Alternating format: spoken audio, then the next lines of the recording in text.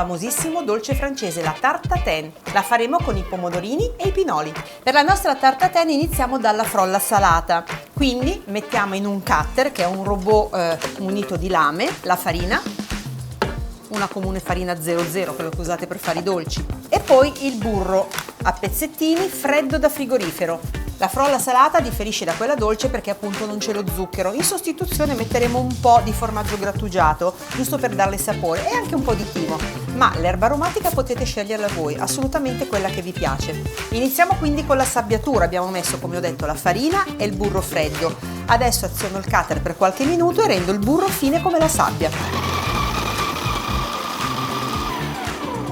Pochi secondi e come avete visto il burro è già pronto.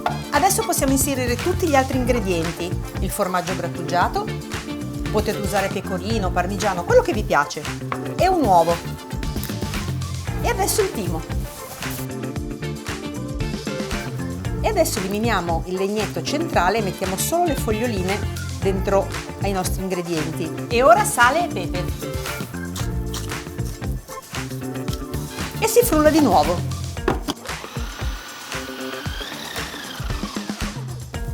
Ecco il nostro impasto, lavoriamolo velocemente perché sennò scioglieremo il burro, giusto per farlo diventare liscio. Come vedete l'impasto è già molto bello, Eccolo qua.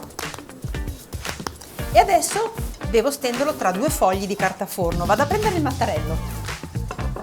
Prendiamo un paio di fogli di carta forno,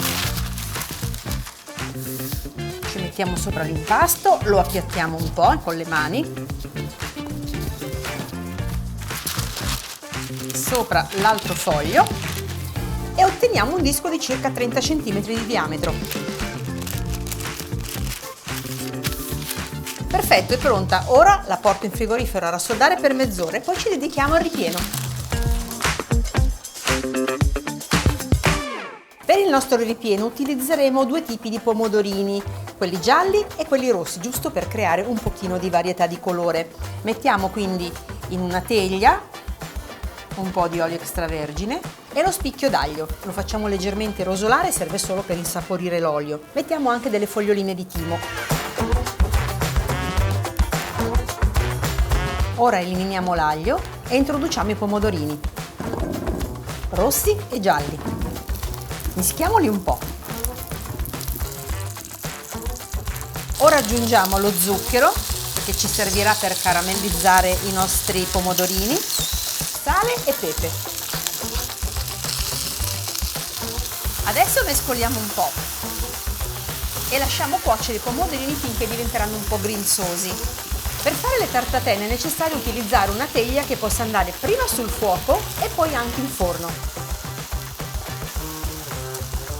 I pomodorini sono pronti, bisogna cuocerli leggermente ma non farli spappolare perché poi ricordiamoci che andranno cotti ancora in forno. Questo è il momento, se volete, di disporre i colori un po' meglio, perché ricordatevi che la tartatin viene ricoperta adesso dalla frolla, va in forno ma poi andrà rovesciata, quindi quello che vediamo adesso è quello che poi vedremo in superficie sulla torta.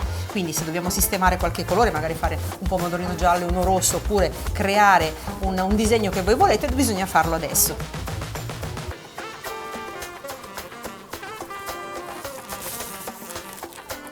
Ecco la nostra frolla. In questo momento è molto soda, quindi magari accarezzatela con le mani per scaldarla. Non deve diventare troppo molle, però deve diventare un po' plastica, in modo che poi quando andremo a piegare i bordi non si spezzi. Qui abbiamo i nostri pomodorini, quindi accarezziamo la frolla finché non sentiamo che diventa un pochino più morbida e poi la possiamo bucare con o i rebi di una forchetta o uno stuzzicadente. Tiriamo via il primo foglio di carta forno e bucherelliamo. Questo serve a non fare gonfiare la frolla durante la cottura in forno. Adesso mettiamo la frolla sopra alla nostra teglia. Togliamo l'altro foglio e aiutandoci con una marisa dobbiamo rivoltare i bordi verso l'interno perché dovranno abbracciare i nostri pomodorini. Vedete, sto spingendo i bordi così verso l'interno. Perfetta, la nostra tartatin è pronta, possiamo andare a infornarla. In forno la tartatin nel forno statico preriscaldato a 175 gradi per 35 minuti. Mentre la nostra tartatin cuoce, noi ci dedichiamo alla preparazione, ovvero alla tostatura dei pinoli. In un padellino a fuoco dolce introduciamo i nostri pinoli. Non dobbiamo mettere nulla, dobbiamo solo stare attenti e ogni tanto mescolarli o saltarli e farli diventare dorati. Mi raccomando, fate attenzione che non si brucino. Questa sarà la parte croccante che andremo a mettere sopra la torta una volta sfornata.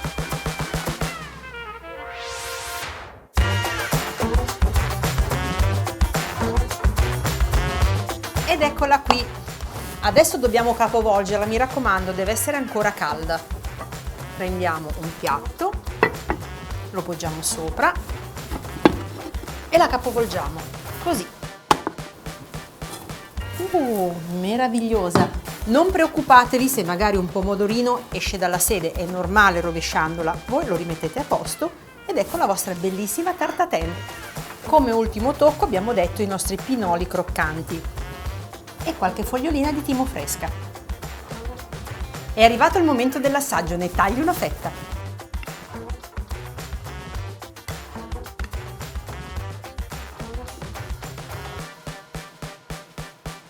Spettacolare!